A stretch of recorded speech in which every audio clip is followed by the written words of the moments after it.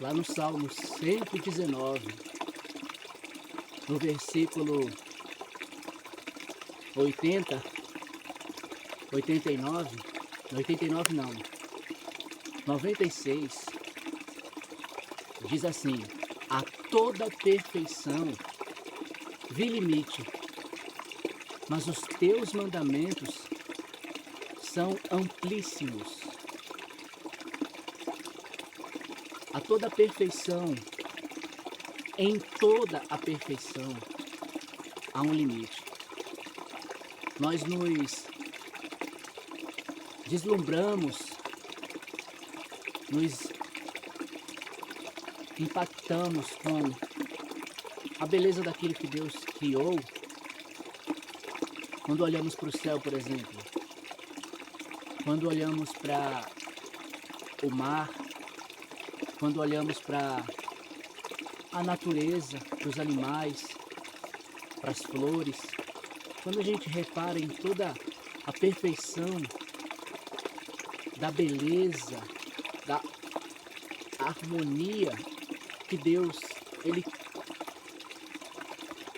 criou todas as coisas, nós nos impactamos. Mas a palavra de Deus diz, nesse versículo, que a toda perfeição há um limite. Mas os mandamentos de Deus são amplíssimos. Ou seja, eles são além de amplos. É o mesmo que está escrito lá no Salmo 139, quando ele diz que os pensamentos de Deus são muitos, que se ele os contasse, seriam mais do que os grãos de areia da praia. Então, imagine como Deus ele é infinito, como a própria palavra dele diz, que ele é o eterno, que ele é incomparável, inigualável. A palavra do Senhor também diz, lá no Salmo 119, do versículo 89 ao 96, 89, 90 e o 91, a palavra do Senhor diz ali que a tudo o que Deus ordenou permanece assim até hoje, porque todas as coisas lhe obedecem. Toda a criação de Deus se submete à sua vontade, ao seu querer. Assim como eu e assim também como você, que somos criação dele, fomos criados para um propósito segundo a sua boa, agradável e perfeita vontade. Porque o propósito de Deus, ele é bom. Porque os seus planos são bons. Porque os seus caminhos são bons. E assim como nesse primeiro versículo que eu disse, do Salmo 119, do versículo 96, a palavra do Senhor ali está dizendo: a toda a perfeição vi limite, mas os teus mandamentos são amplíssimos. E o que Deus nos manda é que a gente o ame com todo o coração, com toda a alma, com todas as forças e com todo o entendimento, com toda a mente. Esse é o primeiro e grande mandamento. E o segundo, semelhante a este, é que nós devemos amar ao nosso próximo como a nós mesmos. Que você, hoje, amanhã e a cada dia da sua vida, até o fim dela, possa obedecer ao Senhor. E a obediência não é através de uma imposição, de uma obrigatoriedade, mas é através do amor. Porque lá no Salmo 51, a palavra do Senhor diz que ali o salmista pede ao Senhor por um coração puro e por um espírito reto, por uma vontade nova e firme e um espírito voluntário. Tudo que nunca jamais nós podemos deixar de ter e deixar de estar é de ter o Espírito do Senhor, porque lá ele também faz esse pedido ao Senhor. Ele pede: não retires de mim, não tires de mim o teu Espírito Santo e não me expulses da tua presença. Então são essas duas coisas que devem ser, que são e permanecerão sendo a base da vida de todo aquele que crê, que ama e que serve a Deus. É o Espírito Santo e essa pessoa na presença de Deus. E as outras duas coisas que fomos criados para ser e para fazer é amar a Deus com todo o coração, alma, força e mente, e amar ao nosso próximo como a nós mesmos. A palavra do Senhor diz que esse é o mandamento. E como no Salmo 119, no versículo 96, está escrito que os mandamentos de Deus são amplíssimos.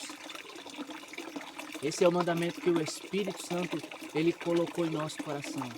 Deus nos deu para que a gente viva cada dia da nossa vida, assim como Salomão, quando escreveu Eclesiastes, lá no capítulo 12, depois dele ter vivido todos os anos que ele viveu e recebido todas as bênçãos de Deus que ele recebeu e feito tudo o que ele quis fazer, mas lá no capítulo 12 ele termina dizendo assim: de tudo o que se ouviu, a suma é, ou seja, a conclusão é, o fim é, teme a Deus e guarda os seus mandamentos, porque este é o dever de todo homem, ou porque isso é o essencial para o homem.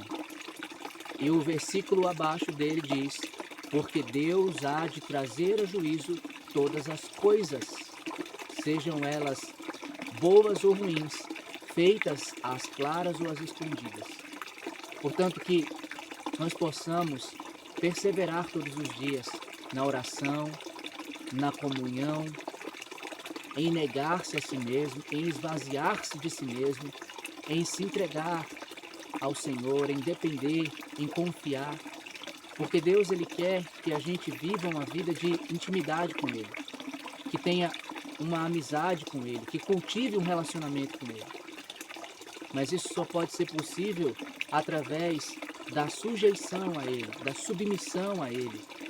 E um coração que está endurecido, causado pelo engano do pecado, nunca, jamais irá se submeter a Deus, a não ser que reconheça, a não ser que confesse, a não ser que admite, a não ser que deixe, que abandone, que se arrependa e que se volte para Deus, assim como a palavra do Senhor diz lá em Isaías capítulo 55, do versículo 6 em diante, versículo 5, 4, 3, e são 11 versículos, o capítulo inteiro, mas ali tem especificamente do versículo 5 ao versículo 8 e 10 ali, 9.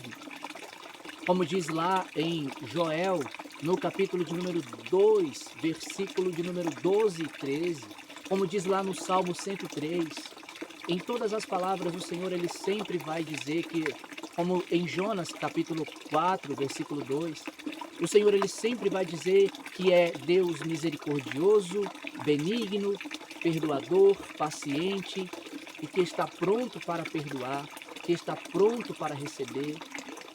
Portanto, que nós possamos nos render a esse Deus em cada dia da nossa vida, em cada momento do dia da nossa vida, e adorá-lo em espírito e em verdade, como ele assim busca os que o adoram dessa maneira.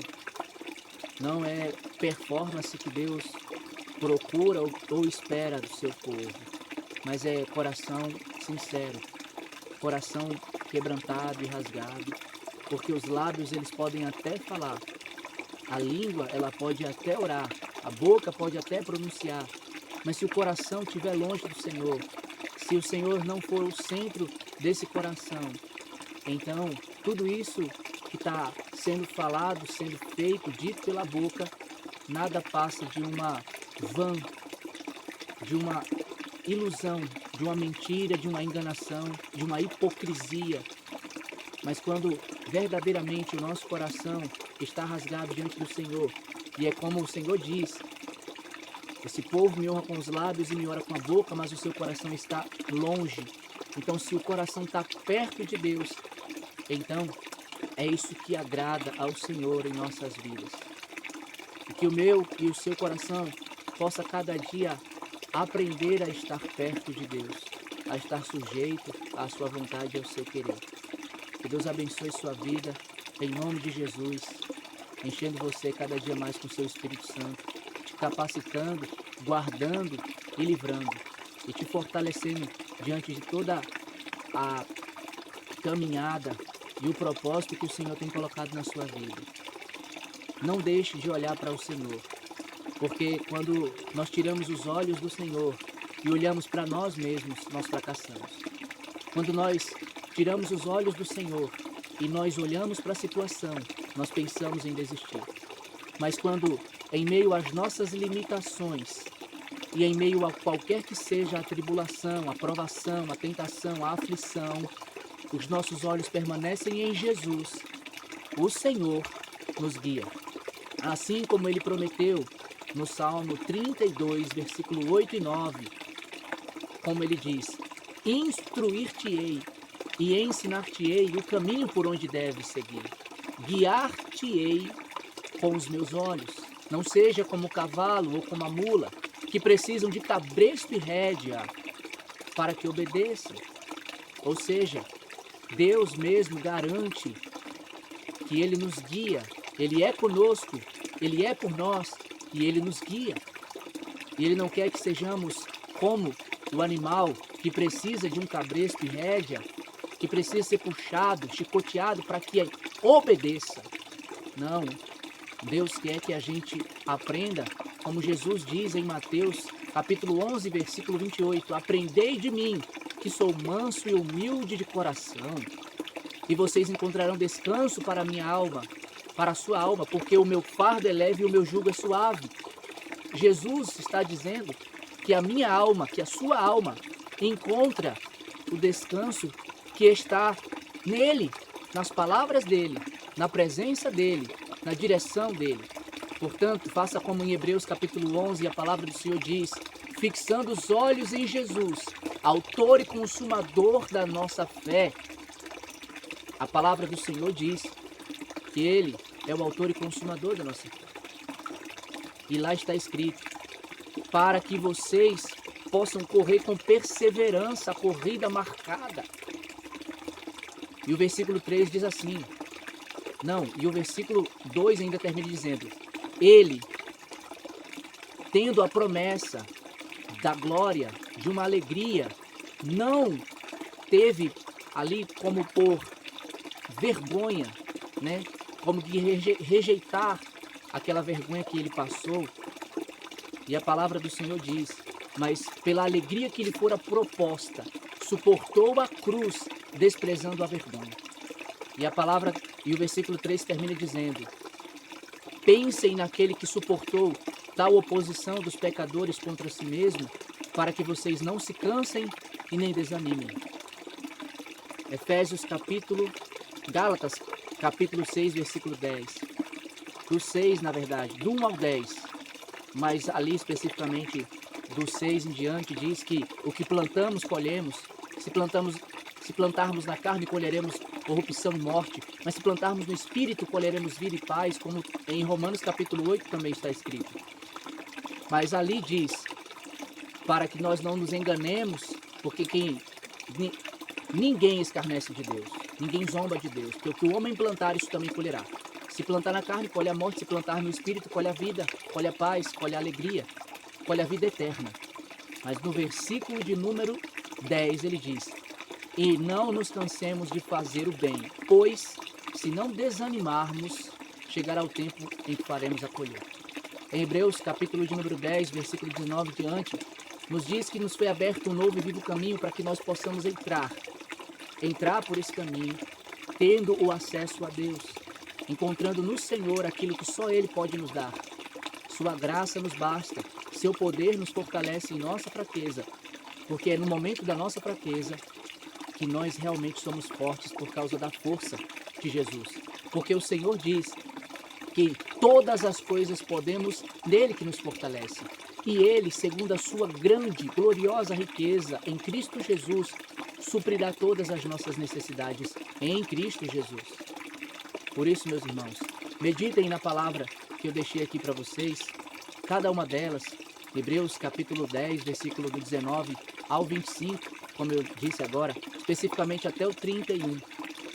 E que Deus possa estar derramando a graça dele sobre a vida de vocês a cada dia.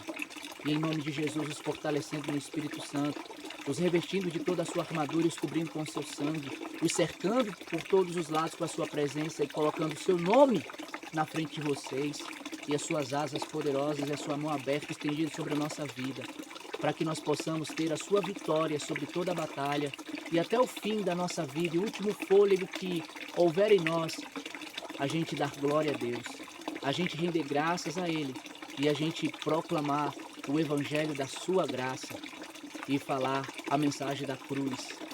Que Deus abençoe vocês, meus irmãos, em nome de Jesus. Que a paz do Senhor seja sobre todos.